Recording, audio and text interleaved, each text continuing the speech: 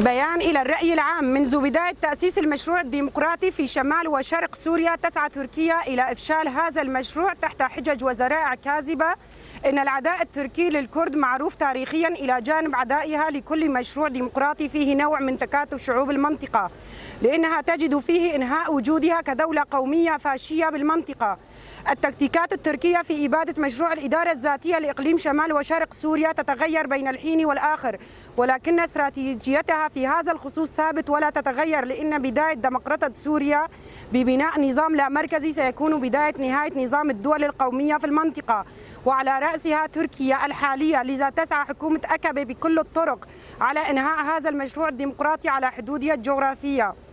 في الآونة الأخيرة رفعت الفاشية التركية من وتيرة استهدافاتها في مناطق إقليم شمال وشرق سوريا، مستهدفة المناطق المأهولة بالمدنيين، مما أدى إلى استشهاد النساء والأطفال. تزامن مع هذا القصف على المدنيين استهداف كافة البنى التحتية في المنطقة للمنشآت الحيوية والخدمية، وطال القصف مراكز قوى الأمن الداخلي، مما أدى إلى استشهاد العديد من العاملين وهم على رأس عملهم.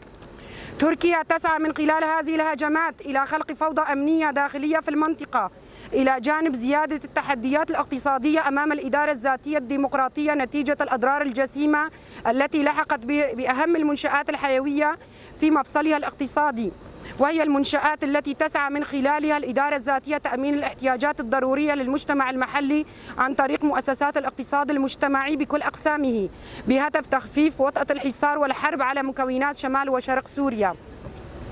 إن ما تقوم به تركيا اليوم هو انتقام من مكونات المنطقة نتيجة ترسيخ التكاتف والالتفاف حول مشروعهم الديمقراطي، إلى جانب مساهمة الشعب في إفشال كافة المخططات الخارجية التي حاولت ضرب نجاح هذا المشروع حتى الآن. ضعف الردود الدولية المنددة لهذه الانتهاكات التركية تساهم في تكرارها ورفع وتيرتها بين الحين والآخر، وعلى رأسها ازدواجية معايير السياسة الروسية بالمنطقة إلى جانب سياسة التحالف الدولي الذي يعد الشريك الأساسي لقوات سوريا الديمقراطية في المنطقة ضمن إطار محاربة الإرهاب في المنطقة، وعلى رأسها داعش. إن ما يجري اليوم من استهدافات يخدم إعادة إحياء داعش عسكريا من جديد في المنطقة نتيجة انشغال قوات سوريا الديمقراطية بجبهة أخرى، إلى جانب قدرة داعش الدائمة بالاستفادة من سوء الأحوال الاقتصادية للمنطقة بتجنيد عملاء لصالح نشر إيديولوجيتها أكثر.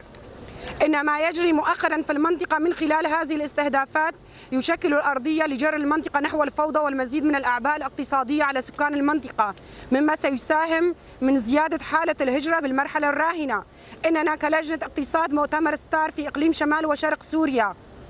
ندين ونستنكر هذه الانتهاكات، ومن هنا ننوه بأنه يتوجب على المجتمع الدولي تحمل مسؤولياته تجاه هذا العدوان على مناطقنا، لأنه يتعارض مع كافة العهود والمواثيق الدولية في حالات النزاعات والحروب، إلى جانب تعارضه مع القانون الدولي الإنساني. كما أننا نناشد جميع الأطراف المعنية إلى أخذ مواقف واضحة ومصرح بها من هذه الهجمات، وندعو كافة مكونات المنطقة وعلى رأسها المرأة بالالتفاف حول القوات العسكرية من أجل صد هذه الهجمات، إلى جانب التكاتف حول مشروع الإدارة الذاتية الديمقراطية في مواجهة التحديات التي ستكون نتيجة هذه الهجمات اللا إنسانية، عن طريق المشاركة الريادية للمرأة بكل ساحات النضال والمقاومة التي تتطلبها المرحلة من أجل الحفاظ على مكتسبات ومنجزات ثورة المرأة حتى اليوم. قامشلو 29/10/2024.